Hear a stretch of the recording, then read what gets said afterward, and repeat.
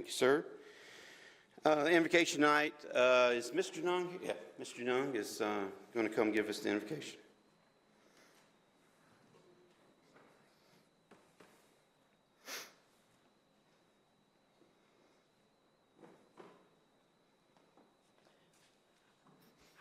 Hi, everyone. I just wanted to thank you all for being here, and I'm glad that you're all standing to worship the Lord.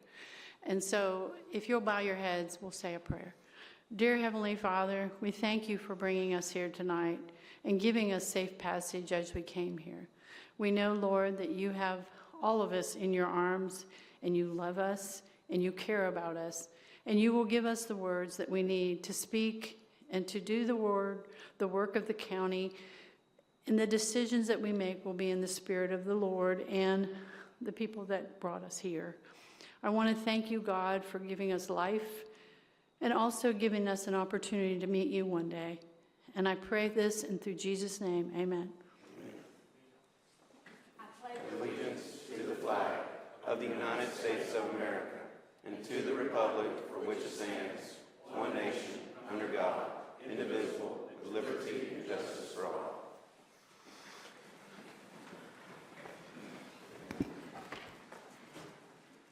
All right, if we can do a roll call. Each commissioner record your presence.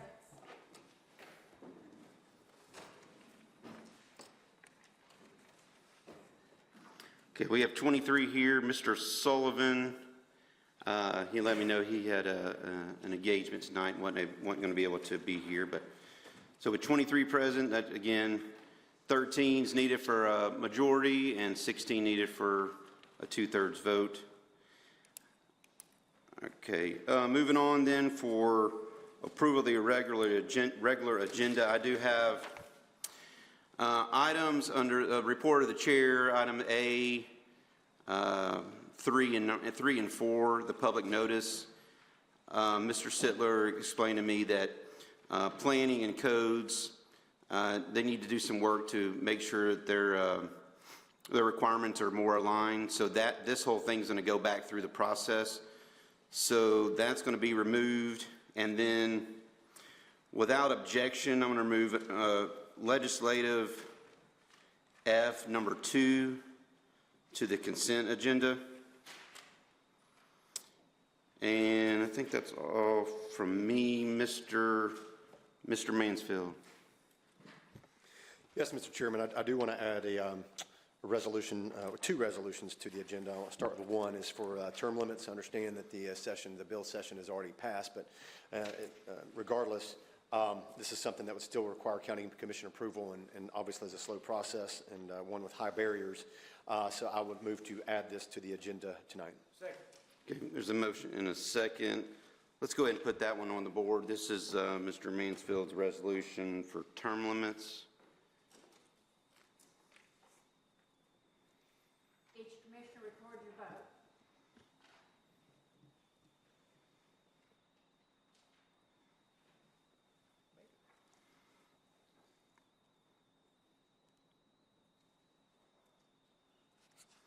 All right, so that does get 13 votes.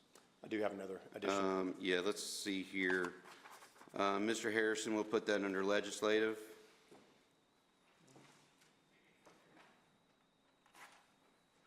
Item number 4.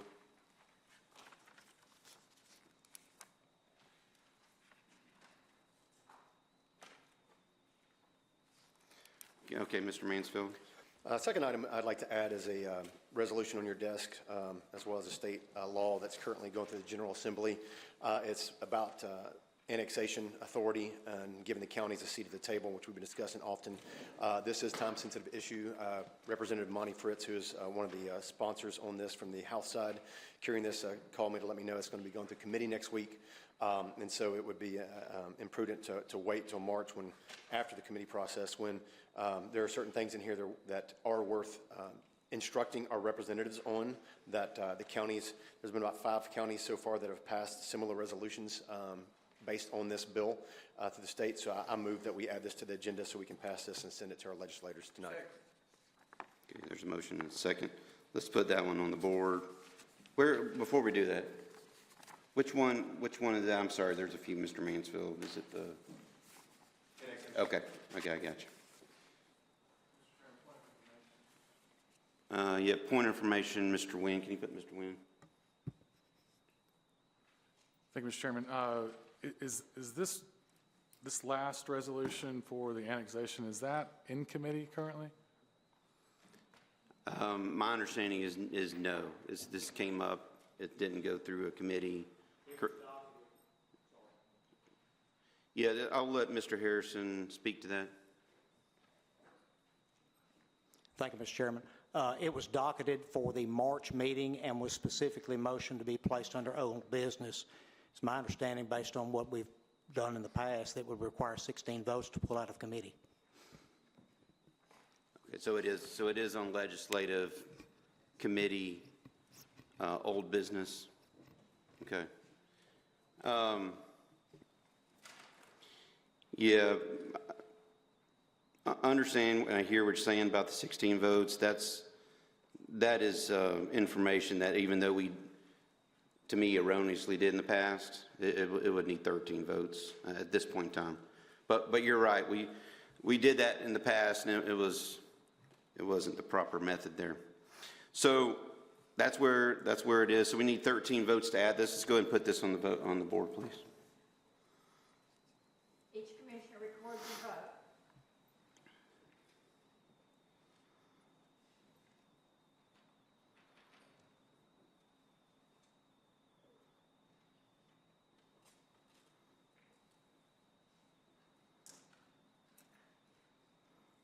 Okay, that one fails. Mr. Brown. Yes, Mr. Chairman, you were saying you wanted to put 260216 under the consent agenda? 260216, correct. Okay. I would like to keep it there because I'd like to speak to that. I mean, I do commend all the efforts and everything, but I do think that we need to think about something other than getting on the NES board. Okay. All right, and that's fine. And I'd say without objection. So we'll leave that then. 2602-16, we'll leave that in a legislative second item. Thank you, sir. Mr. Harrison. Just a point of information, Mr. Chairman. This term limits bill that you said passed, it's being run as a private act, correct? Wouldn't that not require 16 votes? It will, only 13 to get it on the agenda. But not to put on the agenda. Correct. Okay, Yeah, just making sure. Yeah, you're right. 13 to get it on the agenda, but as we get to it, it will take 16. Thank you. Yes, sir. Any other, I'm seeing no one else in the queue. All in favor of the agenda as amended, say aye. Aye. Any opposed? Show that's unanimous. Is there a motion for the consent agenda items? It's a motion and a second. All in favor say aye. Aye. Any opposed? Show that's unanimous. Approval of the minutes, February 2nd, 2026. Second. It's a motion and a second. All in favor say aye. Aye. Any opposed? Okay, we have an abstention by Mr. Schoaf. All right. Do I have Mr. Pomeroy as well? So two abstentions, Mr. Pomeroy and Mr. Schoaf. All right, we've got a couple of certificates of recognition. First, we have a very special one, recognizing 50 years of service, Ms. Templeton, and I believe Mr. Hyde, Mr. Harrison, I believe y'all are going to do the honors. Do you need me to do anything? I'd like to ask all the constitutional officers to come up here with me, please, that are here tonight.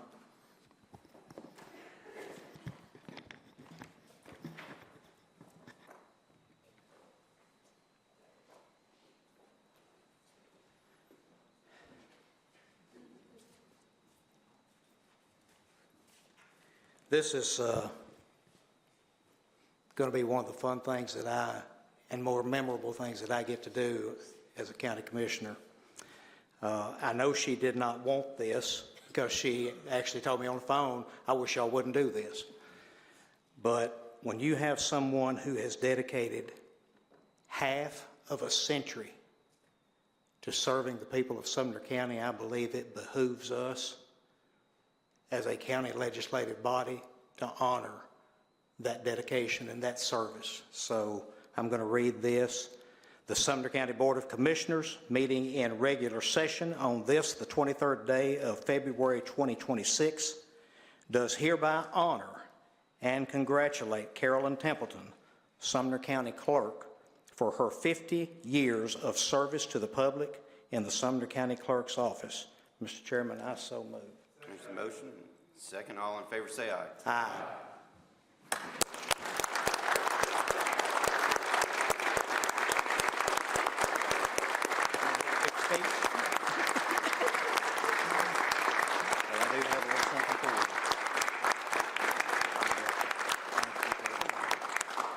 I just want to thank this commission for the recognition tonight and for always supporting the county clerk's office to help us better serve the citizens of Sumner County. And I want to thank Bill Kemp for allowing me to work along beside him and mentor me through these years, and to always be supportive of me and the county clerk's office, and to my employees, and to everyone that's standing up here, and last but not least, my family. Thank you.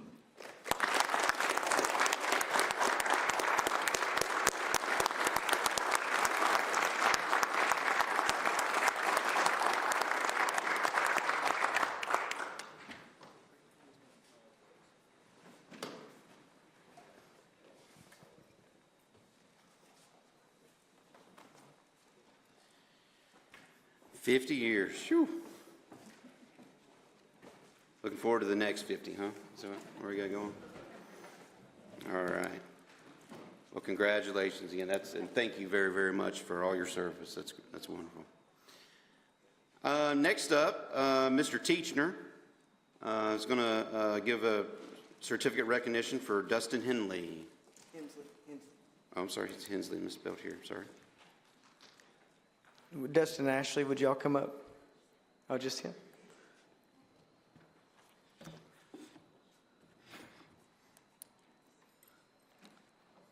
I want to say this is my neighbor, Dustin. And Dustin Hensley, it's interesting, you know, how that you don't really get to know your neighbor until sometimes they come out above and beyond, and not just myself, but the entire street. We live on a dead-end street.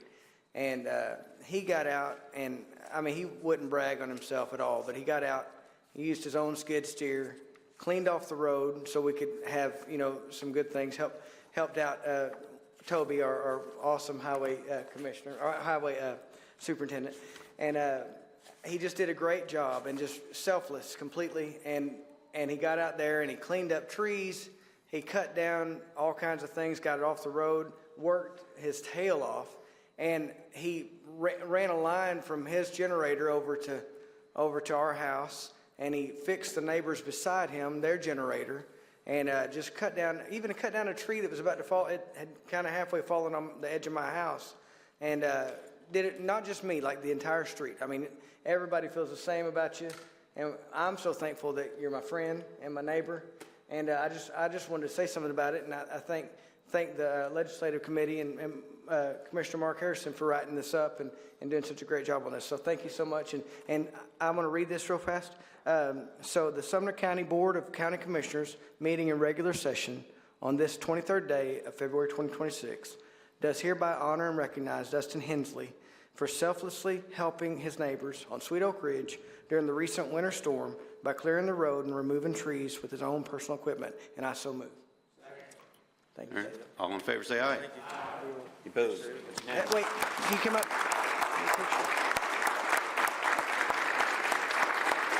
We're going to give you a second to take it.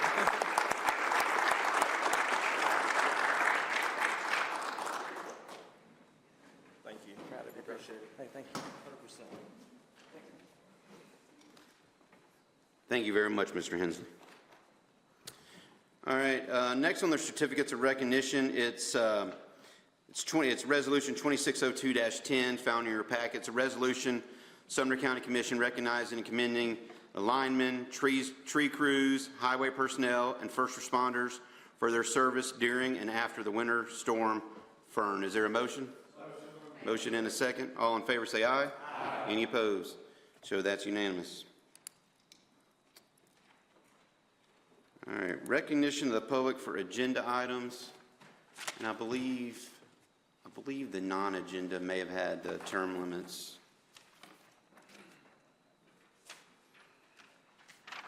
Thank you. All right. So for the public comments on agenda items, these are limited to 5 minutes. Again, when you get up here, state your name, full address for the record.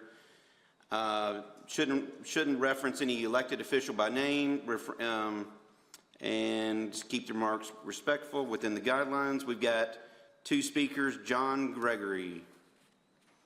He's here. Mr. Gregory speaking on the TVA resolution. And then next we'll have Mary Cole after that.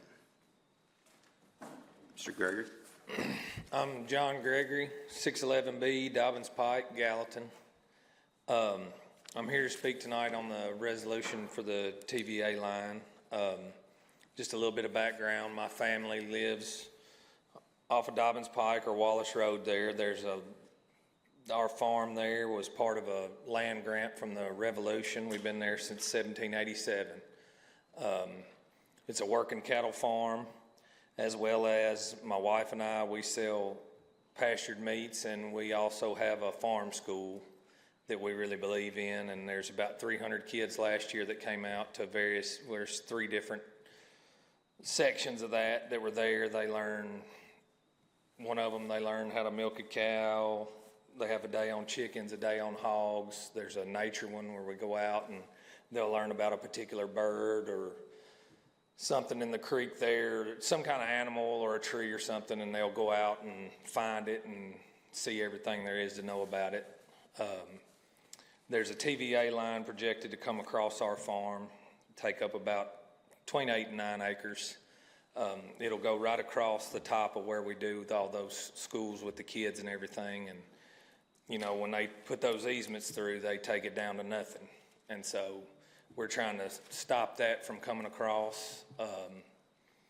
It would just be a real detriment to what we got going on. And we really believe in it. We think it's good for the community. It's good for the children that are there. They have an easement north of us. We're asking that they use what they've already bought in 1978 instead of taking up something new. I hope that they will do that. I think they will see that that's the right thing to do. I hope they will. I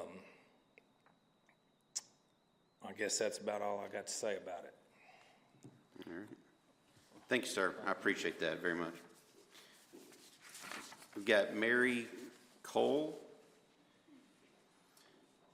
You have 2 topics here. One is on the agenda now, the other is not. But you can, at this point, you can speak to the term limits, and then after, later in the agenda, you can speak to your other topic. Okay? Hello, my name is Mary Cole, and I live at 514 Crowley Lane in Gallatin. So since term limits did make the agenda, I would like to thank you all for that. And let's get the discussion started. And if there are some differing viewpoints, I think we can work them out. And I'm sure you all know that the citizens want term limits. So it's a matter of how can we make this happen. So thank you for letting us get the conversation started. Thank you very much.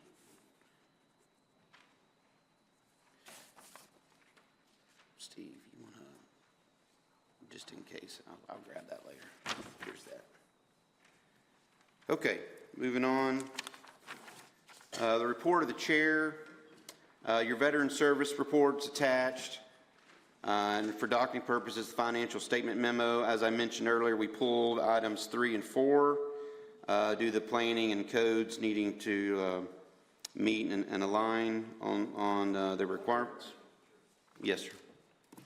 Mr. Mansfield. I guess, can you explain that a little bit more? Because I know this went through planning quite a while ago, and it's already gone through the 2 readings of legislative, so it's been several months. I don't understand why this is being pulled, I guess. I'd like a little bit more explanation on that. And I don't even know if the planning chairman knew about this or not. I'm surprised by this, so I just would like to know a Yeah, little bit more. that's fine. Mr. Sittler, do you mind commenting on that? It's my understanding in talking with planning, they had come up to me and said that that if they were to implement it as they had amended everything, that there would be a direct conflict with codes enforceabilities on the very same issue, and that they needed to get with codes and make sure that whatever that gets put out, that codes brings theirs up to meet what planning's trying to push through, so that there's not an inconsistency in the county.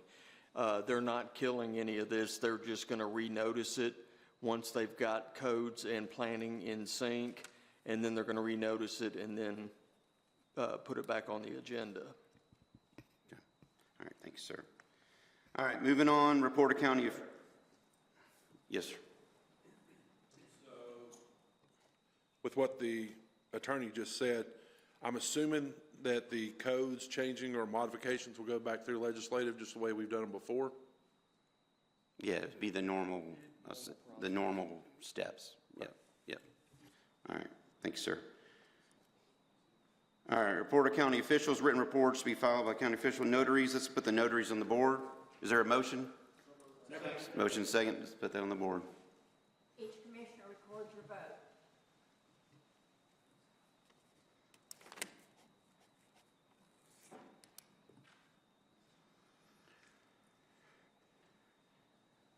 All right, passes unanimously.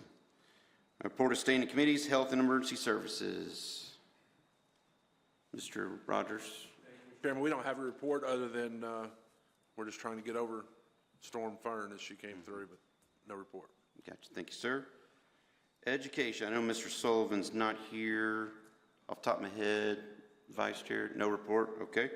Highway. No report, highway. General Ops, Mr. Harris. Mr. Chairman, first item is approve Sumner County American Disabilities Act.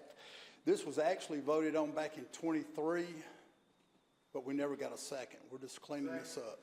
Okay, there's a motion and a second. No one, all in favor say aye. Aye. Any opposed? So that's unanimous.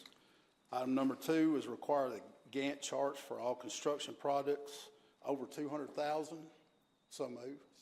Motion and a second. No one, and Ms. Janung, want to speak on this? Okay, Ms. Janung. I have a question as to why over 200,000 and not, because sometimes if you're building, say you're building a garage, I know the county builds things and it's always usually zillions of dollars, but why just 200,000 and not $100,000? Can someone explain that to me? I know it was just related to the scope. I don't know, Mr. Harris, you want to? That was the recommendation that come out of the committee at $200,000. One of the things, a lot of the other projects had already started, and they're so far into those projects, going back and doing the Gantt charts would be a burden on that office. And we decided in that committee that from here on out, this is the way we would approach it, with $200,000. Yes, ma'am. Yeah, correct, yes, not retroactive. This isn't anything going forward. No one else in the queue. All in favor say aye. Aye. Any opposed? So that's unanimous. Item number 3 is approve a one-time surplus deviation for the Sumner County Sheriff's Department. Motion, is there a second? A motion and a second. No. Mr. Jones on this? Okay, Mr. Jones. Thank you, Mr. Chairman. I looked through that list. It was very extensive. And I understand the reason for a lot of the things on there. They were very, very old and had been in that courthouse room area for a long time. So they're probably out of date. But has IT even looked at some of the things on this list? I saw lots of like just flat screen monitors, which they're current. They're not like the old desktop little ones, square ones. They're like flat screen LCDs. And I just wonder if the IT department had looked through that list, because there was quite a bit of things on there that looked like could possibly be used by other departments. Yeah. Do you know My- the My answer? understanding is yes, but I'll let Mr. Harris. Yes, they have gone through that. Yes. And it was IT's suggestion that none of it was usable? That's my understanding, yes, sir. Okay. Okay. No one else in the queue. All in favor say aye. Aye. Any opposed?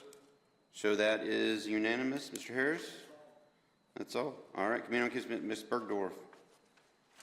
No report, Chairman. No report. Legislative, Mr. Harrison. Thank you, Mr. Chairman. Item number 2602-15, a resolution recognizing Deputy Rick Thompson on his retirement from the Sumner County Sheriff's Office after more than 31 years of service and gifting Deputy Thompson his service weapon, and I so move. Motion is second. All in favor say aye. Aye. Any opposed? Show that's unanimous. Mr. Harrison. Item number 2602-16, this is a resolution addressing the failures of Nashville Electric Service leadership in response to Winter Storm Fern, commending the heroic efforts of linemen and frontline crews, and calling for Sumner County representation on the Nashville Electric Service Board of Directors. I so move. Motion and second. Just for clarification, I know you just misspoke. It's the Nashville, not national, but. I'm sorry, Nashville, yes. I just, we all know that. I just wanted to mention that. There's a motion and a second. Mr. Brown. Yes, Mr. Chairman. First of all, I'd like to commend what the Cumberland Electric folks did. I went by their office there at Albert Gallatin and Blythe, shook every hand in the building because they did a very good job. They kept my power on. I know they kept a whole lot of other people's power on in this county. However, whenever I retired from the military, I had a very bad experience when I lived in Madison. I was under NES. And it seemed like every time that the wind blew, my power went out. I mean, it was just a regular thing. And then we had the ice storm of '94. I was out 4 days. And that was nothing compared to what we just had. I'd like to offer a new option to the resolution, which needs to go back to the Legislative Committee for work, and give Hendersonville residents, who are the majority of these people, the option to receive electric service from Cumberland Electric. Second. Okay. Cumberland Electric services the majority of Sumner County, so that is a plus in their favor, and we can also cut ties with Davidson County as far as that's concerned. Mayor's resolution would not get anything seen for quite a few years because they have to change the Davidson County Private Act with NES. It would take years to resolve because it has to go through the state. It is not really in Metro Nashville's interest to look after customers of such a small group as we have in Hendersonville. This would be kind of like the taxation without representation that we had back during the colonial times, because we'd get outvoted every time. Hendersonville residents would still be under the poor services that we have here for years. And that's not something that I think they would look forward to. The transmission lines would just have to be extended and changed for Cumberland Electric. A lot went wrong with the NES performance in this past ice storm. It was not just the CEO who came here with her California nonsense about not trimming trees and tree removal, which she verbally repented of, but we have no evidence of change yet. But as a former customer, it hasn't been up to par for a long period of time. This has been going on for decades. I mean, at least 40 years or so. So I know it probably seems like a commercial for Cumberland Electric, but Cumberland Electric seems to be a no-brainer as far as I'm concerned. So I'd like for this to go back to legislative to consider that rather than So trying to get a motion. board position. There's a motion to defer this, which will require 13 votes to send it back to legislative. And there was a second, I believe, Mr. Teachiner's voice. So there's a motion to defer this back to legislative. Mr. Schoaf, on this, defer? Okay. Go ahead. Thank you, Mr. Chairman. I wanted to state first that I agree with the sentiment of pretty much everything that my fellow commissioner just said. And I think if anybody watched me on the news, they might have heard me say a couple expletives about it. However, I've done a lot of research about this and made many calls about this particular issue over the course of the last couple weeks. I've spoken with our state delegation about it. And the problem here is that structurally there's only so much that we can do at the county level to actually, we can't just kind of move us off of NES as much as I might very much like to do that. So recognizing that, I actually did make some changes to the resolution that came through Mr. Isbell's original resolution. I made some changes to it that at least opened the door to explore that. I felt like that was probably as much as we could do. And so there are some changes to this that explicitly kind of direct the county mayor to engage with Cumberland Electric in order to see that, one, that they could do it, and two, that the other part of this is beyond making sure that Cumberland Electric can take on that. There would need to be a purchase or a transfer of assets, and the state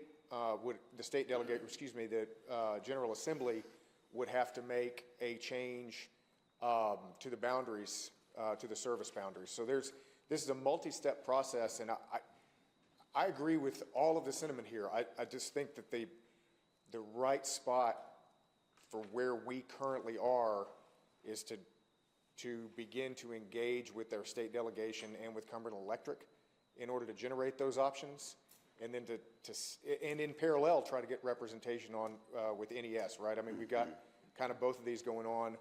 This resolution does it. So I'm just going to note that I'm against deferring it, but it's not because I'm against the desire here. It's just the technicalities of it.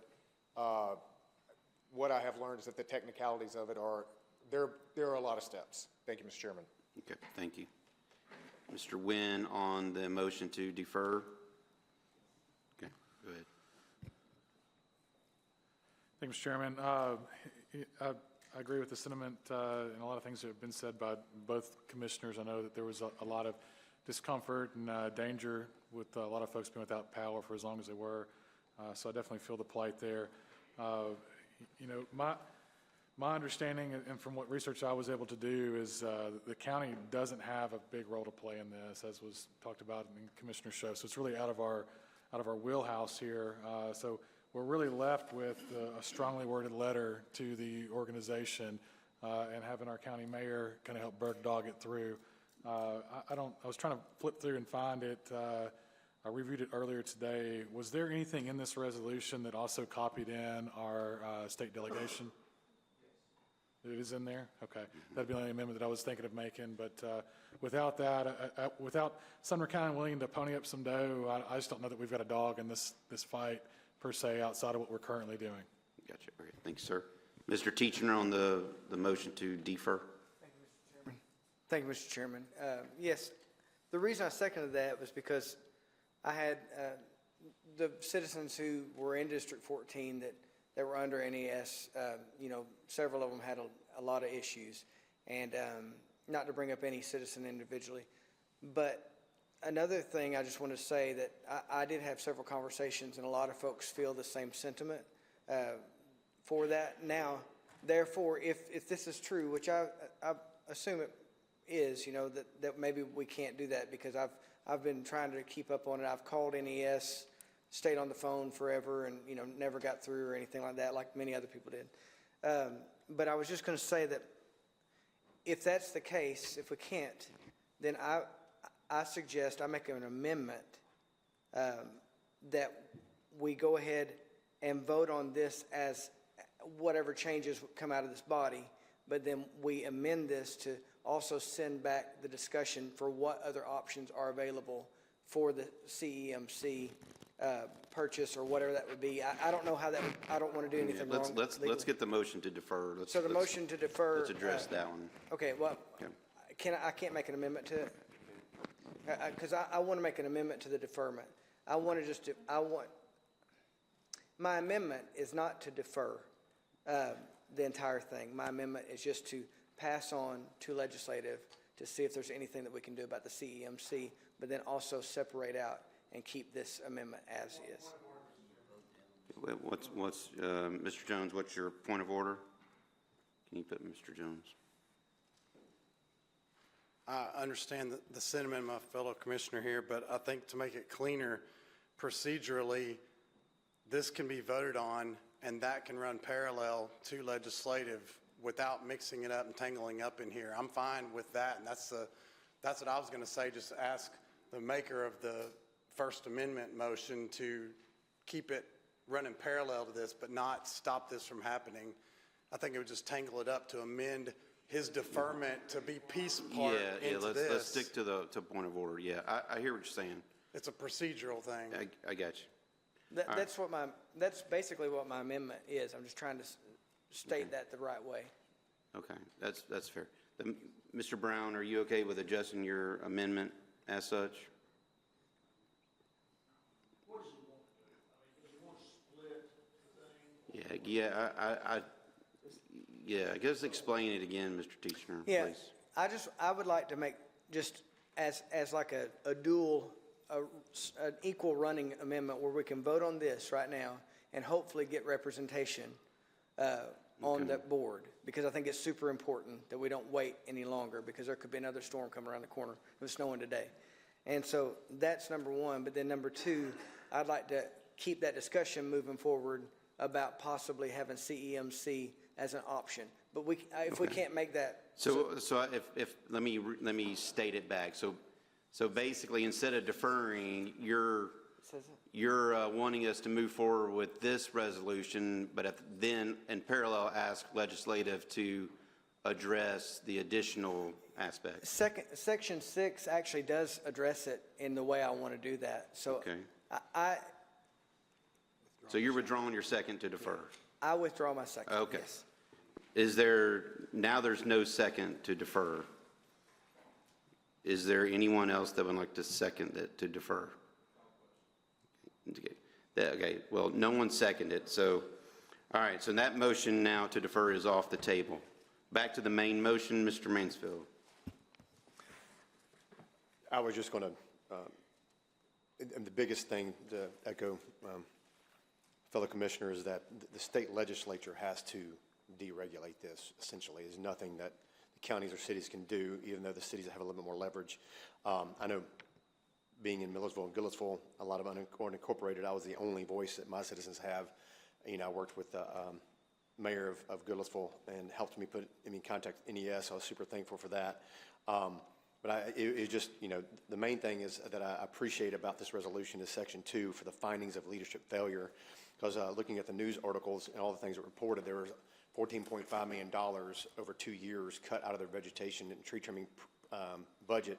And they admitted in a press release over 90% of their failures were from fallen trees and limbs on the power lines. Speaker Cameron Sexton actually said that they, on the news, that they had more DEI training than they did for disaster preparedness. So I do appreciate this, a clause in here as far as that, and I will be supporting it and glad we're not deferring it. All right, thank you, sir. Okay, no one else in the queue. All in favor say aye. Aye. Any opposed? So that passes unanimously. Mr. Harrison. Resolution 2602-17, a resolution requesting the Tennessee Valley Authority utilize proposed routes outside of the Gregory Family Farm and Wallace Road community for placement of high-voltage power lines such that they do not. There's a motion and a second. Mr. Mansfield. Yeah, I emailed the commission in the law office yesterday. I wanted to make, I have an amendment where I want to replace this resolution with what was on your desk. I also have a map here. Since I brought this forward 2 weeks ago through committee, and I thank the committee for putting this on there as a time-sensitive issue for the Gregory family. Not only the Gregory family, I've had over a dozen families reach out to me since that I've been working with to help them, as well as Mr. John Rich, who's been fantastic as a citizen advocate from the USDA, appointed by Trump for that, and working with the DOJ. And so I want this resolution, it's a little bit more, specific as to what transmission routes that is acceptable or not for the community. If you're looking at this map, for those, and I've described this and talked about this, but the top blue line is actually the old TVA easement that Mr. Gregory mentioned during public comments from the old Hartsville nuclear power project that is now defunct. And so that is what's called tap point 1, which is an alternate, and then going over to the yellow line is basically drew over and going down 109, half of which TVA was already planning on going down anyway, when it starts at tap point 10 on the map. And so what this resolution basically does, I reworded a little bit to be more inclusive and encompassing to all of the families in the Wallace Road community and not just specifically the Gregory Farm. There's one piece of property specifically behind Mr. Gregory, Mr. Otis Russell, that it's as egregious, if not even more, that runs through his and splits his family farm. And a lot of these are part of this original 640 acres of the 1787 land grant from Mr. Joseph Wallace back in the day, that the Gregory family, and some of these are their relatives as well that are affected negatively through this. So that's what this resolution does, is just replaces the language to be more inclusive to the route. So I move to amend. Yeah. So this is an amendment to replace the resolution. Mr. Nguyen, on this amendment? Okay. Thank you, Mr. Chairman. I do appreciate everything that's here as far as the language that goes and the sentiment of what's being communicated here, just to protect the historic and cultural areas of our county, and just, do what's right with common sense. And so I do want to make an amendment to the amendment, and I want to insert some language, and this would be before the second to last "be it further resolved" statement. So I'd like to insert, "be it further resolved that this board, in its continued effort to preserve our irreplaceable historic and cultural sites throughout Sumner County, does hereby donate a sum of $22,500 out of the general fund to the Cairo Rosenwald School preservation efforts, and invites TVA to join the preservation efforts for this historic site as a public display of their stated commitments to the protection of historical and cultural resources." Second. Okay, there's a motion. Hold on a second. Do what?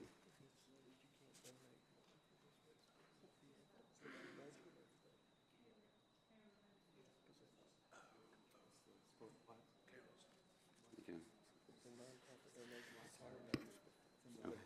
So, Mr. Nguyen, the law director is informing me that any donation to nonprofit has to be properly noticed, and so it would be out of order to try to add that amendment to this. So that's my ruling on that. Well, we can, if you want, you can send it through budget and get it properly noticed and so forth, but any donation to nonprofit has to be properly noticed. So, Okay, all right. do you have any other? No, that was it. I thought that we could do that as a good faith effort to reinforce our commitment to historical preservation as well as that of TVA. So Yeah, I'm not suggesting I'm opposed to it. It's the notice part that we have to adhere to. Okay. So, okay. Yep, thanks. All right, thank you, sir. Okay, so we're back to, this is Mr. Mansfield's amendment. Mr. Jones, can you put Mr. Jones? Thank you, Mr. Chairman. The question is for the maker of the motion, is there any change in the routing from the original resolution to the amended resolution, or is it just the inclusion of the other properties to further show where the route is impeding on multiple properties? I just wanted to be clear what everybody's voting on. Yeah, I'll let Mr. I didn't have time to compare the two. Mr. Mansfield, can you address that, please? Yes, there is a change of language, and it's reflected on this map that I gave to you.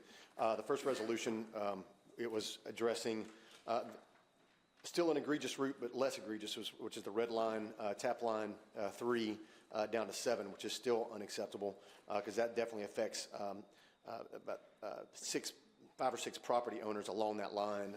Again, one being the Russell property that I mentioned previously. So what this is basically striking that language and just reaffirming using existing easements that TVA already has access to that requires no more anything disruptive. This is time sensitive. Mr. John Rich is meeting with the TVA president next week, as well as several members from whatever the task force is. And so he's asked me to get as much information as possible, and us passing this resolution tonight as is would be super helpful to this process and sending support to the community. This is our 3rd time we've done a resolution for the TVA, and they've accommodated us twice, once in 2021 for the 2021 with the Deesha Creek community that I put forward, and then in 2024 that I put forward another resolution 2 years ago. Different situation than this specifically, not quite as egregious, but nonetheless, this is our 3rd time to do it, and it's passed unanimously, so I hope we can do that tonight. And I hope when it passes, the county mayor can sign this quickly so we can get this out to Mr. John Rich. I guess specifically my question was more like from the first resolution that's on our agenda to this one, is the route changes on here in yellow your proposal? And Mr. Mansfield can correct me if I'm wrong here. What I understand on this map, the original one, if you see .3 and .7, that was the path. And that was what was in the resolution That was written, in the- and that's what I struck from the resolution as being still egregious. Again, this is, as this developed, didn't have enough information more than 2 days, or 1 day at that point when I wrote the resolution, or 2 days before it came for the committee. And now, after 2 weeks, has transpired, and a lot more digging and a lot more information on this. This is the routes that it's been requested by all landowners, and they have given no consent to TVA, so they would have to take it by eminent domain to do anything anyway at this point. No, Mr. Chairman, I'm fine with making them stick to their original easement from the 70s. That's fine, but I just want to understand, you've got to go for a straight line from 19 to 1 somewhere, somehow. You got to, these lines are going on a straight path or a curvy path or whatever, but they got to get from 19 to 1 or from 1 to 19, correct? And the proposal on what Mr. Mansfield is providing us is the yellow line on the map. Go from 1 to 19. And currently, they just spread out and fingers all over the place like red? I don't know enough about that. I don't know. Well, I mean, I guess just keep it simple. We're just asking them to stick to their easements and make it work with what they already own from the 70s. I'm fine with that. Thank you, sir. Mr. Rogers. I was just had a question. Has anyone talked, and I'm fully in support of the amendment, has anyone talked to CSX? I just don't want them to come back and saying they can't do anything or something. Yeah, I don't know that question. Mr. Mansfield's in the queue. When he comes back up, he can make sure he addresses that. Mr. Klein? Thank you, Mr. Chairman. I just want to say for the record that I will be voting in favor of this. I think it's totally appropriate that we keep these major transmission lines on existing right-of-way or in the public right-of-way. I think it's totally appropriate to stay off people's property as much as possible. Thank you. Thank you. And Mr. Mansfield, you're back. Can you also address, I didn't dig into it, but I believe I saw where TVA withdrew something. I don't know exactly what. I see you're shaking That is your head. incorrect. That is not correct. That's what I'm They've not asking. withdrawn anything. That's why this is still critical. They said they have put a pause until they can study, which doesn't mean anything. Okay. And so again, this is why Mr. Rich, as the citizen advocate for the USDA, is meeting with TVA next week. If you followed his rhetoric on X, it's pretty much he said this is not going to happen. He's definitely, I'll say, swinging a bigger stick this time. He had no support when he fought the Cheatham County TVA issues. Cheatham County was a little bit different. They actually had 140 lawsuits against landowners for that gas transmission line plant, as well as the TVA police force came out there, essentially armed police, their own police force. And so TVA is its own entity, accountable to no one except for appointments by the president to their board. It's an old socialist policy from FDR's New Deal back in the 30s, as far as the incorporation of the TVA and their unlimited power under that energy growth policy. As far as CSX is concerned, this is just saying along the following the 109 CSX Transportation Corridor. As we all know, nobody can tell CSX what to do any more than you can tell TVA what to do. However, this is that corridor from the top part where I'll call it the blue line down to approximately tap points between 6 and 7. CSX runs right there next to the State Route 109 anyway. So I know those are two existing easement corridors. I'm not exactly sure what CSX has. I'm not talked to CSX representatives, but it's just that is because it runs literally parallel with 109 as a state route where easements exist. So that's why this is being suggested. Again, the landowners themselves suggested that. We talked about it and putting that forward as the best solution. I hope that answers everybody's questions. All right. Thank you. Ms. Janong. Thank you. I'm in favor of this proposal, and I live across the street from TVA power lines, quite a few of them, and they whip and carry on out there with the wind, and I realize this is going to go along, looks like the 109 corridor up past near the railroad tracks. I'm for it, and I've never been for anybody taking anybody's land with a gun and saying, give up your land or else. That's not America. And I don't know of anybody that would disagree with this unless you're a socialist. Yeah, Anyway. I'm assuming it's going to pass unanimous. Huh? I'm assuming it will pass unanimous whenever we get to that point. I got you. But TVA's got the lines out by the data center. But I would like to say something about this, because if you're going to be thinking forward, because we're all getting old, and as we think forward, as we start looking at these things, you need to pay attention to them, because they're looking at data centers on the other side of 65 near Portland. And if you're not paying attention to that, they're going to need power, and they're going to have more of these come up. So we need to protect our citizens. And same with the water.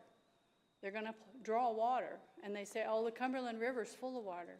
Yeah, I get it, but you can, you take so much water, and then there's not enough water for the little people. And I'm a little person.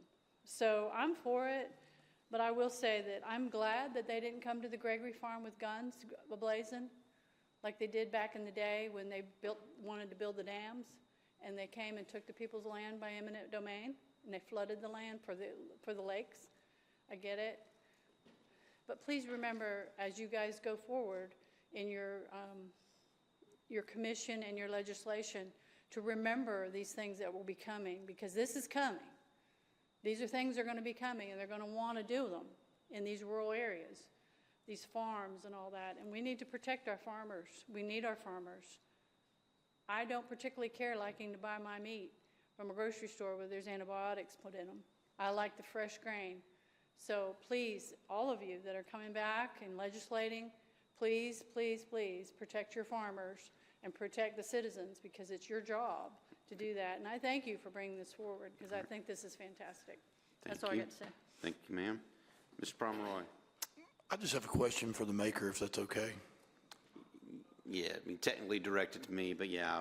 I'll for you to the maker, yeah.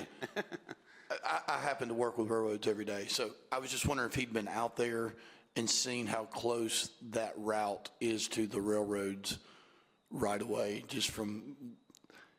and the reason why I say that, there's a law that railroads have 50 feet within their right of way. There's no ability for anyone to get insurance coverage or anything like that. So I'm all for this. I just, looking at a possible problem when you said it was next to the railroad, I know that's one of those things where it's like, that's a non-negotiable, and I didn't know if that was out there. Didn't know if you'd seen it.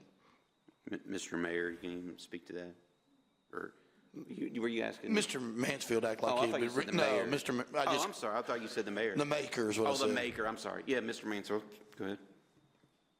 Yeah, again, this is TVA's, when you look at this map, the actual PDF, and blow it up, I apologize, I know it's small, where I drew the yellow line, there's actually a green line. I drew the yellow line on this side of the State Route 109, but their proposal is actually the other side of 109, not next to the railroad track. So this is basically, the request is, the only reason we put CSX transportation corridor in there is because it is a transportation corridor that includes CSX. So, I mean, it's basically, but it's also State Route 109, which has a median and it has a, a left and a right side of an east and a west. So that is, it's just basically, it's just language targeting the general area so they understand, because that rail line is running from that taproot basically between 8 and 1 from that easement they already have from the 70s. It's running straight down halfway down 109. So it's just, as far as that, a geographic marker at this point. So that is kind of the only thing. It's not, I mean, we obviously can't tell TVA what to do. This is just, we're basically saying this is what we want them to do. So. Just for help as you fight it, I was just having some familiarity working with railroads. I just know how you get into any property can be within. Yeah. I have no doubt that we I'm very much against this. The first house I sold had a TVA power line in it. The day of closing, I had an underwriter tell me I had to have a fall protection survey before I could close. Fall protection survey costs $75,000 to get. And anyways, there was put the sale of a property on hold for almost a year. I had to fight it, go back. I mean, so I understand how destructive, like down the road, these things can be. Like you're just going to sell a property owned and they're like, not without a fall protection survey showing that the tower won't hit anything. So when you said that it was closed, I was just trying to help and say that might be why they chose that, but obviously I'm gonna vote for it because I think that's the right thing to do. But if I can help in that in any way, I work with railroads every day. And again, this is, spirit of it is just the easements that exist on those transportation corridors as well as their current easements. And I do appreciate, if this passes tonight, hopefully an expedient signature by the county mayor that we can get that to TVA. Thank you. Okay. No one else in the queue. All in favor, this is the amendment. We'll have to vote. If this passes, we'll have to vote again as the main motion. Since this is the amendment, all in favor say aye. Aye. Any opposed? So that's unanimous.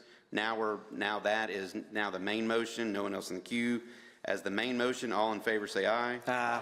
Any opposed? So that's unanimous as well. Mr. Harrison. Thank you, Mr. Chairman. I'm assuming we are numbering this 2602-24. Yes, that's my. Okay, so it'll be a little bit out of order, but. We'll do, so this is 26-02-24. This is the term limits. So there's a motion and a second on that. This will require 16 votes. Let's go ahead and put that on the board. Each commissioner record your vote. Yeah.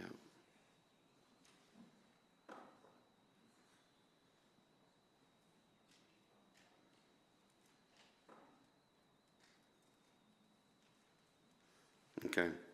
Sorry about that, Mr. Wayne, but we've voted. All right.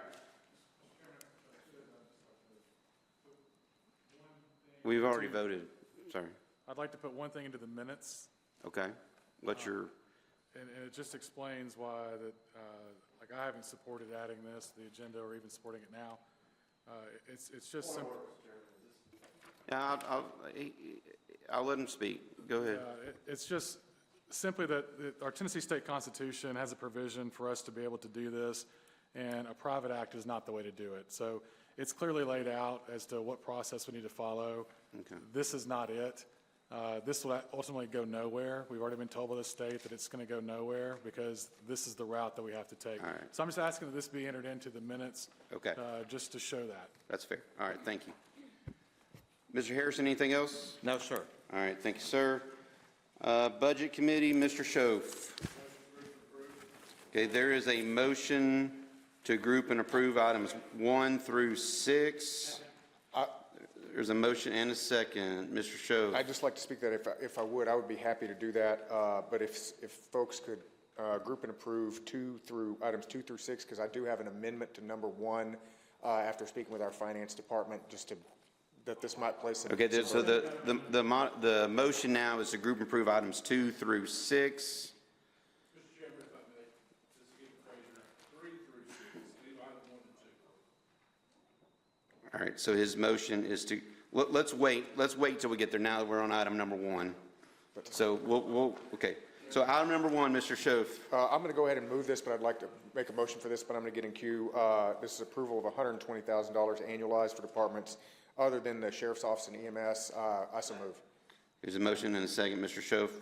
Yes, so after speaking with our finance department, just because of the timing of when we have done this, they had a request that we execute this in conjunction with the FY 2027 budget. There would be no change in the pay that our folks, non-sheriff's department and non-EMS would get. It would be delayed until the next fiscal year, but the idea here, and I'll make a smarter amendment to it, but I want to explain it first.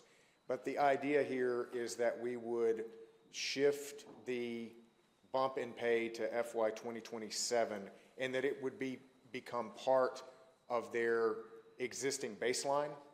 All of the changes from there, both the cost of living and any addition above that, would be on top of this. So there's no loss, but it would be a movement in time so that our finance department doesn't have to go back and calculate everybody's pay and then rebuild the budget again. Okay. So if I understand you right, so it's the same amount of dollars. Correct. This would be, they wouldn't get any bump in pay this fiscal year. Right. But when we go through the budget cycle for fiscal year 27, It's automatically then their baseline is Correct. adjusted by this funding. Correct. Okay, I understand that. Who seconded that? All right, there's a second. Okay. So there's an amendment here as described. Mr. Brown, on this amendment or on the main motion?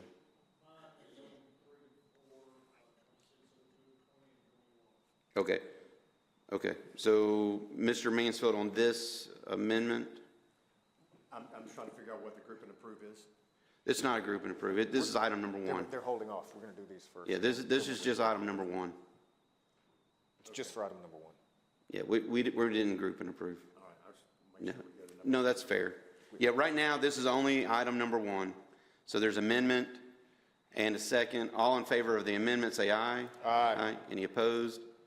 Okay, so that's unanimous. So now we're on the main motion. So this is item number 1, 2602-18 as amended. All in favor, say aye. Aye. Any opposed? So that's unanimous.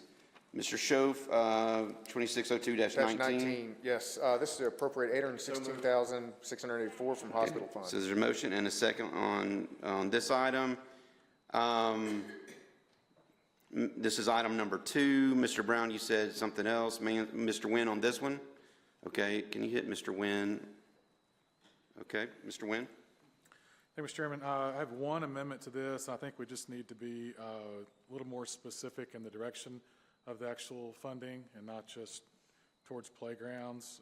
So I want to replace the words ADA playgrounds with the purchase of ADA playground equipment. Okay. So there's amendment to change the word to be the purchase of ADA playground equipment. Correct, yes, And sir. there's a second. Okay, all in favor of this amendment, say aye. Any opposed? No. Okay, so that passes with one no vote, Mr. Teachner. Okay. So, Mr. Chairman, hold on one second. Hold on one second. All right, we've got several people in the queue, so let's reel that back in.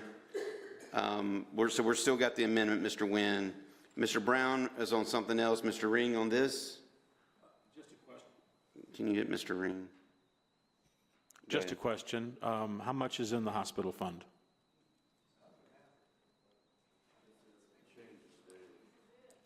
Approximately. Can I answer? I can help answer this. Mr. Schoaf, can you answer that? So, as of now, it's approximately $816,000. Yeah, it's everything. However, it's an interest-bearing account. There was a little bit of discussion over this, so it's might be a little bit more, if that answers your question. But it will not be material. It just seems like every time we take something out of the hospital fund, we're told it's depleted. So that's why I was Well, asking. this is related to what? We had a long yeah, discussion yeah. about this. All right.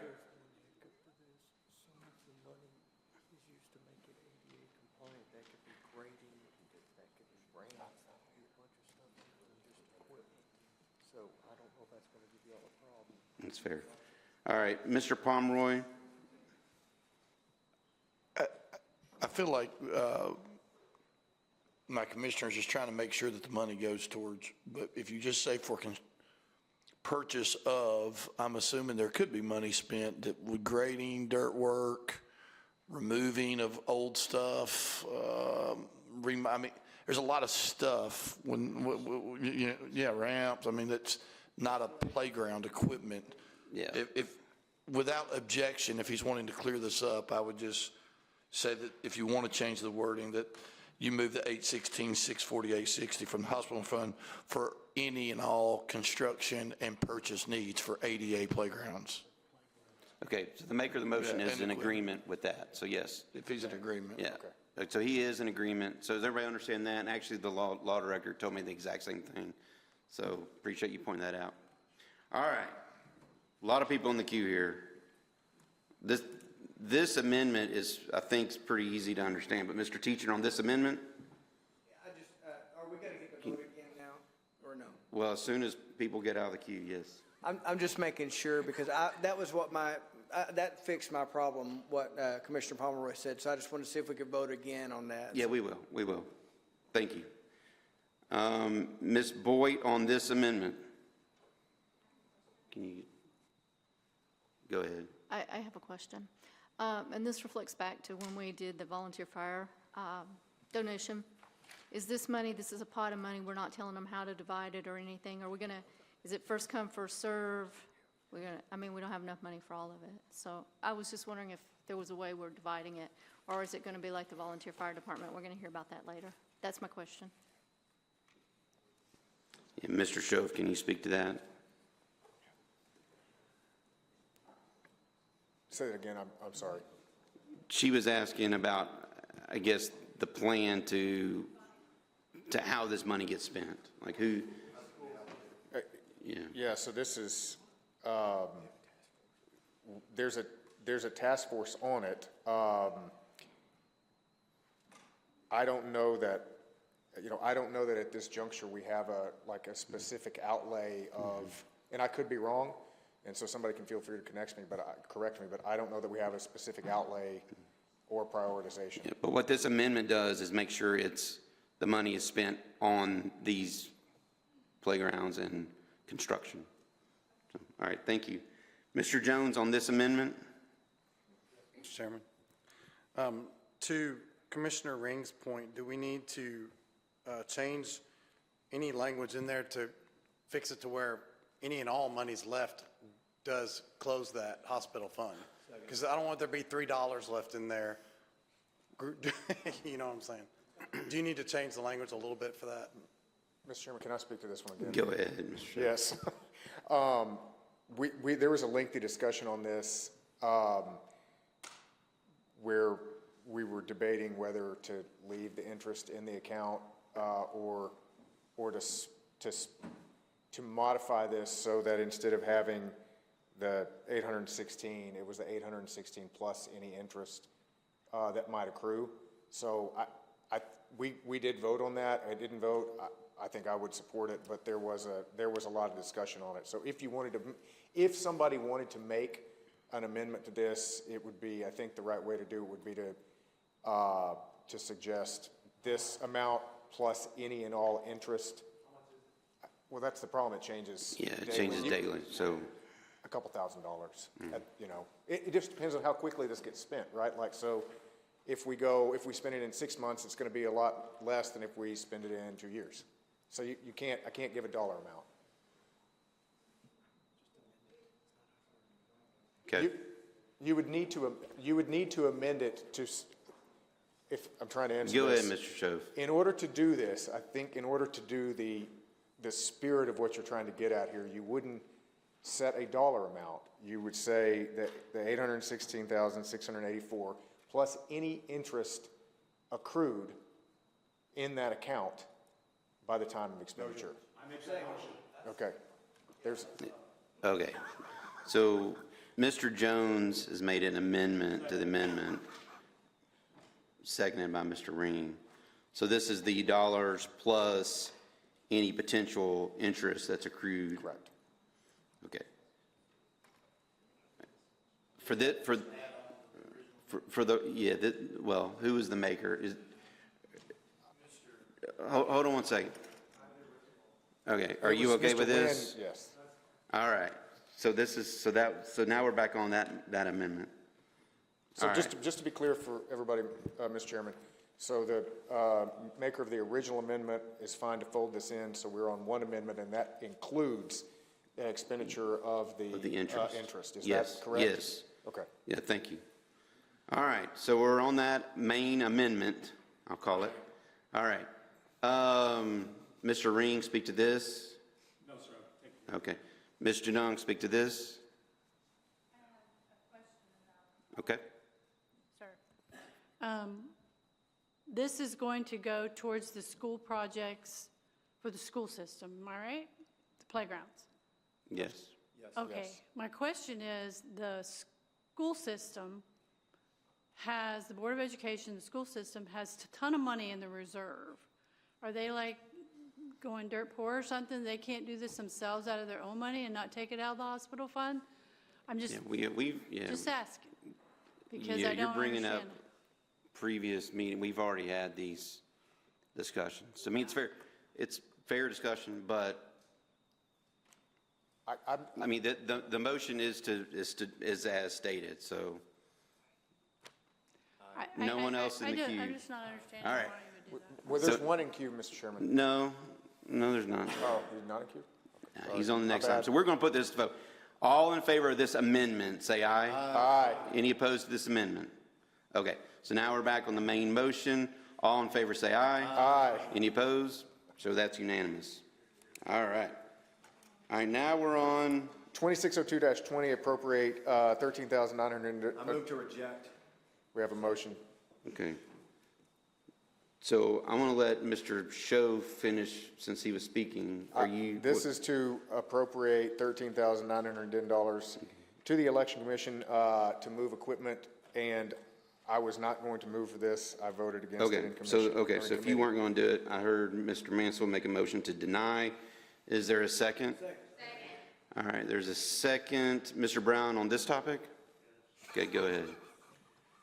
We as a commission should not be enabling the Election Commission's occupancy of the by enhancing the TRC building from which we are evicting them and wasting taxpayer money. This agency took this legislative body to court in a lawsuit and lost, but the judge has been dragging his heels and refusing to rule on the motion sent back to him from this legislative body months ago.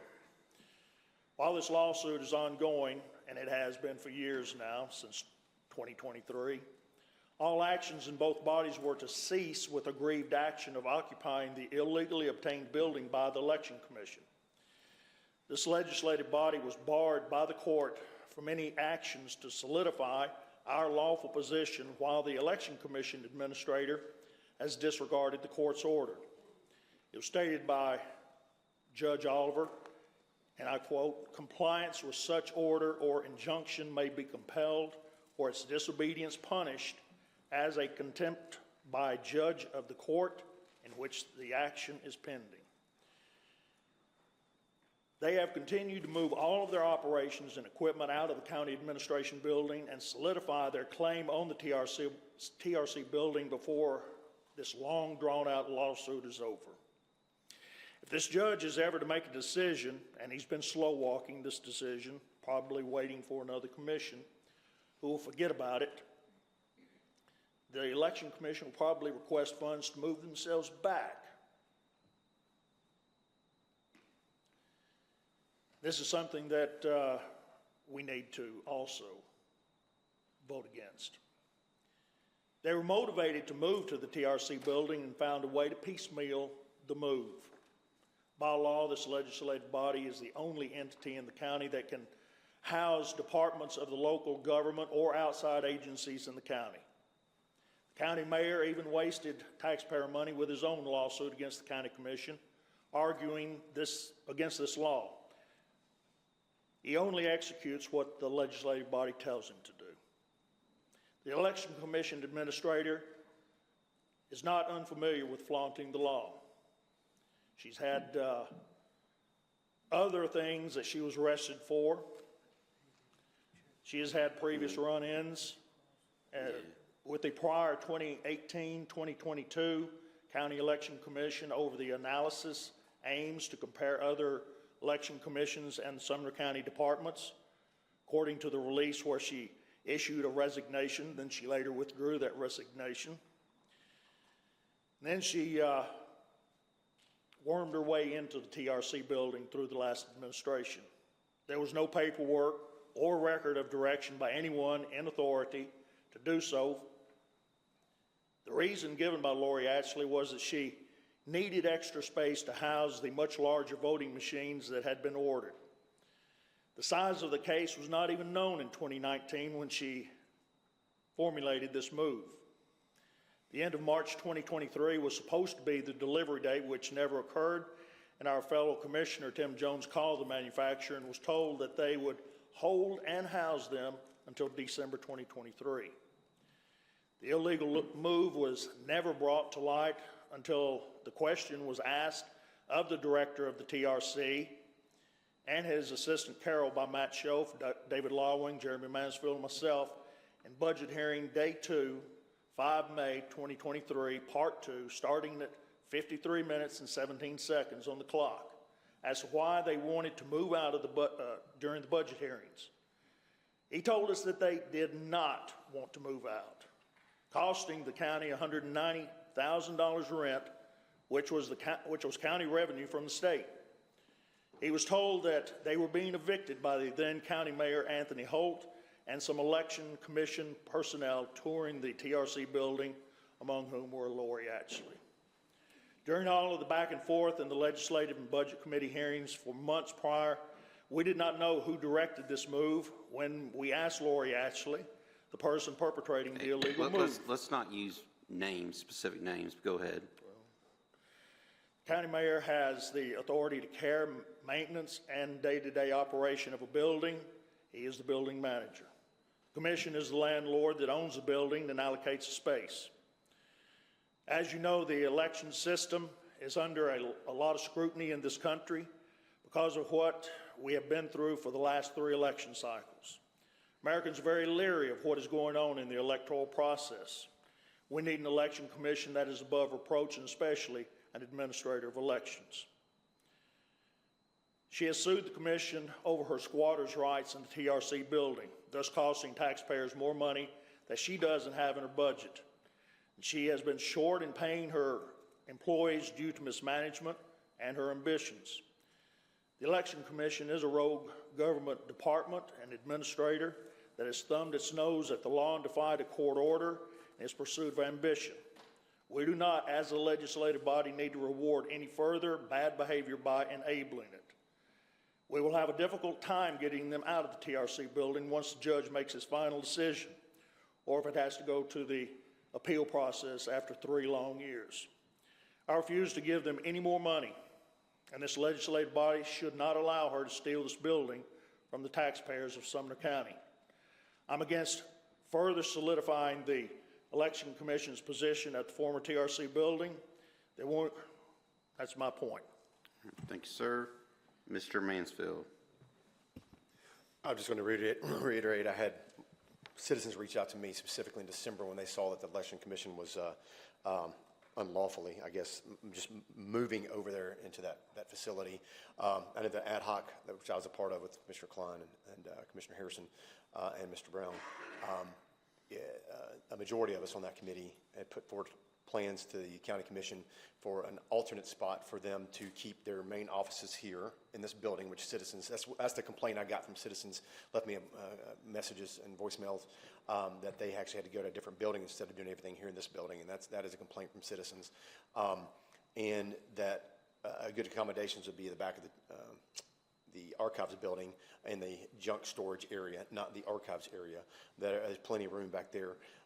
Or at another alternate we have, if they had to store their machines over there, then they need to keep their daily operations here, but which they just unilaterally moved everything over to that building, which is just, it's lawlessness. And it's just disappointing that this county legislative body is going to reward or attempting to seemingly reward lawlessness and illegal acts by this election commission and what they've done.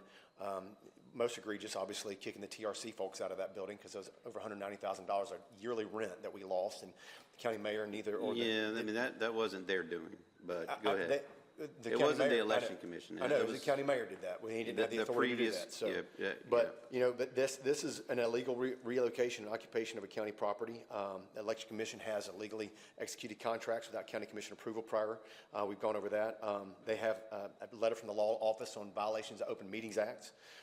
They had made false and misleading statements to this county body, and the malicious litigation against us. So I don't think it's appropriate for us to be rewarding that when we actually had a plan, a very good plan. I appreciate Commissioner from the 6th District coming up with a plan and doing a lot of diligent work for that. I'm opposed to them moving over there. They think they need to keep their offices here as far as registration, storage either at the archives or half of it maybe if it has to be at the TRC, because the plan was to have our maintenance department go and occupy 6,000+ square feet in the back of that building, which they still need to be able to do. So I'm opposed to any funding on these resolutions and will be forevermore. All right. Thank you, sir. Mr. Ring. Yes, sir. First of all, I have a question. We keep talking about the TRC rent. My understanding, and maybe the finance director can answer this, my understanding is that the rent that the state paid, we gave back to the state. Is that correct? So we were not getting We didn't make any any money. We were not making any money off that rent. Yeah, Is that correct? we donated the money back to them. That's correct. Okay, that was my understanding. So that's an argument that doesn't even hold water. The main issue is the equipment that's in that room. As long as that equipment is in that room cannot be used for anything else. There's a lot of space over there that I'm sure that there are offices in this building that the constitutional officers would like to have space there. If we're gonna sit there with that empty room for the next 20 years until this is done, if it takes that long, that makes no sense to me. We've got space that needs to be occupied by somebody. So if we don't move that equipment, it can't be occupied by anybody except the election commission. And at this point, they're not there. Thank you. All right, thanks, sir. Mr. Nguyen. Thank you, Mr. Chairman. I don't necessarily agree with everything that's been said. I think there's been a lot of things said that are heavy opinion, and some just lack fact, such as the $190,000 in rent that we're supposedly losing or have lost whenever it's well known that it was donated back. But what I do agree on is I do agree that this is bad form to request this money while we're in the middle of litigation. I think for the commission's standpoint, just from a position of negotiating, we need to hold this back until we have a resolution to the issue. So I'm not going to support it. It may come as a surprise to some, but not for the reasons that were listed earlier. I just think it's in poor taste that how a lot of this has been transpiring here as of late. I think we need to come to a resolution, and then we can start talking about any additional funding needs for whatever space is decided where they need to be. All right, thanks, sir. Mr. Klein. Thank you, Mr. Chairman. I concur with almost everything that everybody said. What I want to point out is there are hills to die on, and there are hills not to die on. This, if we allow them and support the final move of equipment, we're basically condoning an illegal act by the state of Tennessee Constitution. When the sheriff needed to take the rest of the courtrooms that were over at the jail, he did it properly. He didn't just move in. Somehow, the director of elections was able to get a key, and she has slow moved the whole thing over, sued us in the process, and is suing us again now because she doesn't have all the money she needs, probably because of all the costs in her illegal move. We need to establish, and I'm appealing to the sense of right and wrong of every fellow commissioner in this chamber right now, that there are some things that we cannot give back on, and we have to insist that the laws that we live by are established and upheld over and over and over again. So before you vote, I would encourage you to think about the precedent we're setting if we allow them to move the final things out of what the Constitution also says, that the elections office should be in or near a major county building. That the TRC building is not a major county building. So there are several things wrong with what's been done here. We need to make them right. And any step we take in continuing to move equipment over is just solidifying their position of what they've done. Thank you. Thanks, sir. Mr. Harrison. Thank you, Mr. Chairman. I think it's, and I said this in the ad hoc committee that met 3 years ago. We've got folks that have got so much tunnel vision on the Election Commission to the total exclusion of the other departments in this county that require additional space. For example, the maintenance department that's downstairs in this building. There was a plan put forth in Gen Ops to put the maintenance department in the back third of this TRC building, but it was voted down. The trustee needs additional space. We've got seniors sitting out in the hallway. Do I still have the floor, Mr. Chairman? Yes, sir, you do. Thank you. The county clerk needs additional space. You can fight this fight all you want to. They're going to be there. They're there.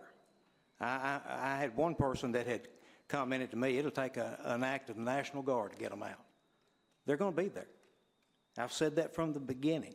And this notion that continues to be put forth that, oh, the coordinator of elections just moved in. Where'd she get the key? Because the previous commission was operating under different guidance. She got the key from the prior county mayor. You may not like it, but that's the way it was operated under. So, and one more thing, the Election Commission is not enjoined from doing anything. The county commission is enjoined from interfering. Thank you, Mr. Chairman. Appreciate it, sir. Mr. Schoaf, you want to speak to this? You know what, I was gonna, but I don't think it would change anybody's mind one way or the other, so I'm just gonna keep my mouth shut. All right. Miss Boyd. I can't remember the number exactly. I was hoping the budget chairman could help me out. Last year's overage from the Election Commission, that was over 50, but under 80,000? That we had to approve on top of? I'm just trying to get their numbers straight in my mind, like how much all this is Mr. Schoaf, do costing. you have? Yes, I mean, that's directionally correct, and by overage, the Election Commission went over their budget. It wasn't that they turned anything back in, just to be clear. Directionally, that is correct. I don't remember the exact number. And as I haven't been right on top of their numbers lately, but I think we're steering towards a large overage this year over their budget too. I'm just trying to understand. I'm against this because I just see the numbers just keep racking up, and we've got the lawsuit outstanding. But I just wanted to refresh my memory on the numbers. Thank you. Ms. Janong. Yes, sir. I'm not going to stand for this. Really, I'm not going to stand up. Okay. No disrespect, but I don't want to stand up. I went over to the Election Commission recently, about, 4 weeks ago, and one of the ladies there gave me a tour, and she was very sweet, and she showed me the machines, and, I picked one up. It was extremely heavy, and they all looked like baby coffins in there to me. A lot of gray machines laying on tables, and I thought, this is horrifying. And what she did tell me, though, was they do have plans. They want to renovate the bathrooms. They're going to move this. They want to move that because there's, privacy issues with things like that. So there's more to come, just FYI. And I see where they want to install circuits to relocate lights. I could understand that if I'm going to be working on machines to keep people's names on the ballot and not off the ballot. I think that's important. But I agree with Mr. Nguyen. We're in the middle of a lawsuit with them, and we shouldn't be negotiating money to them for things like this until that is settled, because it deals with the building. It's kind of like Mr. Harrison says, well, they were under the old mayor. Well, that would be like one of my renters saying, I'm sorry, I got that key from the old owner of your house, and he said I could live there. Hello, no. But, you know, that argument I don't think works, because they moved over there when we were here, okay? So I agree with some things, not agree with some other things, but we need to be consistent in what we're doing, because we do have a litigation against between the county commission and the election commission. Until that's settled, until the judge rules on it, I agree with Mr. Nguyen. We shouldn't be making decisions like this. All right, thank you. And that's my point. Thank you. Mr. Teachner, can you? Is that me, Mr. Chairman? Yes, sir, go ahead. I just wanted to say that the commissioner from the 3rd District made a few points about folks needing better office space, and under the direction that he's suggesting, maybe they should just move into whatever space they want, because there's no direction from this legislative body for doing that. And secondly, I don't believe that we know where the key came from, but there was never direction from the previous commission nor this one to give a key to anyone. And I think that we have to stand up, just like the commissioner from the 15th district that neighbors mine. I agree. We gotta stand up to the right things and do the right. We're spending not our own money. We're spending the people's money, and it's just an obvious. We had to stand up for the right things, and there are hills to die on. There's hills not to. But I just think it just seems wild that we keep having this discussion.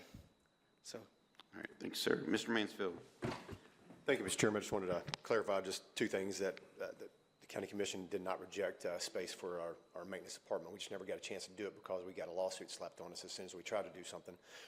Then just echo what my fellow commissioner said, one of 6 commissioners left over from the last commission, we did not vote to give any property to the election commission or a key. Therefore, it was an illegal occupation, and the county mayor previously had no authority to give the key because that's not within his statutory authority. So I just want to clarify that for the record. All right, thanks, sir. All right, no one else in the queue. There is a motion to deny. So just for point of order or point of information, so a yes vote would be a motion to deny, is that correct? Correct. The motion is to deny, so correct. So if you vote yes on this, you are to deny. Does that make sense? Everybody, before we put it on the board? All right, a yes is agree to deny. Let's put that on the board.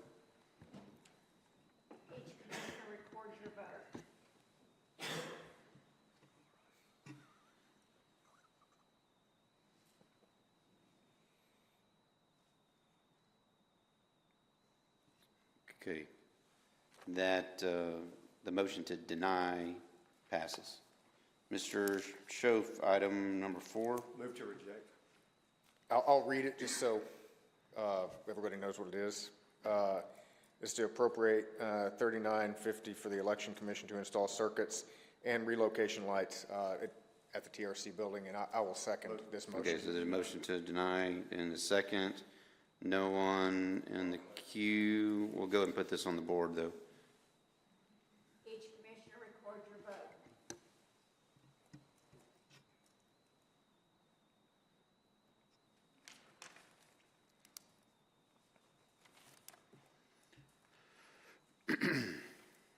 Okay, the motion to deny passes. Mr. Schoaf. Item 2602-22 is approve a multi-year agreement with files for the Sheriff's Department. I so move. All in favor say aye. Aye. Any opposed? So that's unanimous. Item 2602-23 is approve Sheriff's Office to apply for the OAC Community Grant. This is no additional funding. Motion in a second. All in favor say aye. Aye. Any opposed? So that's unanimous. That concludes my report, sir. Thank you, sir. Ms. Boyd, Financial Management, Director of Finance, Search Discussion. Yes, I spoke to the recruiter on Friday. There's been several ads placed in various places. They've had, at that time, he said they had 3 applicants in. I spoke to the mayor. He said that he spoke to him today. They said they had 5. They were hopeful that they'll have us a dozen or so. And he's looking at opening them up on the 27th as far as doing the first filtering through them. They will still hold open. Anybody can apply after that date, but they'll begin looking. But after that date, just to be clear, if a qualified candidate comes in after that date, they will also go in the pile. It's not a cutoff, and we're just moving forward. Is there a target date on when to hope to have someone hired? I think that we'll see it in this commission by April. And Okay. nobody throw eggs at me. But, Okay. Is there okay, I'll allow a question, Mr. Jones. Thank you, Mr. Chairman. I was just wondering, where are the applications being submitted to? Can you put her back on? Ms. Boyd. Go ahead, Ms. Boyd. So we signed a contract with this recruiting firm, and they are handling all of it. It's completely in their hands.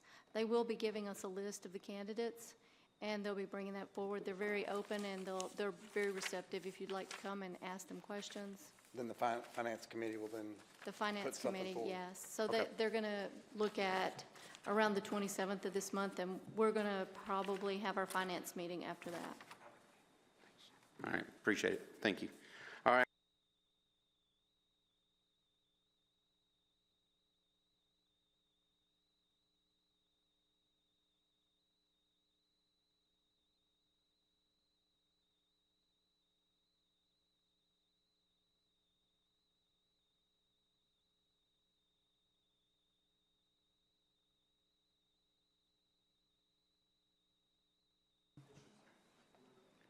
Yeah, hold on a second. Can you, I don't know if my mic was on. Okay, it's on now? Okay, yeah, it's Yeah, on. yeah, so Okay. yeah. Thank you. Okay. My name's Mary Cole, and I live at 514 Crowley Lane, Gallatin. And this one, I want to let people in the county know what happened to me at Ulta, what Ulta is doing and not doing. Because I bought their gift cards at Christmas. I bought 2 of them, $25 each. So I'm out the $50, right? So I bought them on December 13th. I gave them to 2 ladies, and on New Year's Eve, one gave them back to me, had tried to use them, and they told her, no, they're not valid. So 2 days later, I went to the store and showed all my receipts and everything. Plus, there's also, in addition to the 2 cards, there's 3 like bonus cards, $10, because they advertise this to get you to buy their cards, right? So it's about $80 in gift cards that I wasn't able to redeem, or nobody was. So, Hey, Ms. Cole, it does need to be germane to the county commission. I'm not sure that we have any ability to handle this for you, though. okay, well, I just want everybody to know that this is what's going on. No, I definitely appreciate that. Thank you very much. All right, so I renamed the next agenda items because there was some confusion last month, apparently. So we got district events and announcements. I know, Mr. Ring, you have an announcement about an upcoming event near your area. Can you put your... Go ahead, Mr. Ring. You just messed yourself up. All right, there we go. Thank you, Mr. Chairman. I passed a few of these around. I'll put this up for the camera. March 7th is the County Sumner Irish Festival out at Bledsoe's Fort State Park. They've had it in the past. It's been a lot of fun, and I hope people will come out and enjoy it, and bring your friends from out of the county. All right. No one else? Oh, actually, Ms. Janung, this is an event. Too excited about leaving. We do have an event at the end of March. It's a breakfast, pancake breakfast. Okay. That's to support the Guild School Parent Teachers Association. And I hope that all of you will attend. We'll bring more information on that, but it's to give them money and to help the students and the parents and the teachers to be able to provide extras. Ms. Miller might be able to elaborate a little more on it, but It is at the end of March. Okay, great. All right, Ms. Miller? So it is the end of March. I think it's the 26th. We do actually have some flyers. If anyone's interested, I can bring those to the next commission meeting.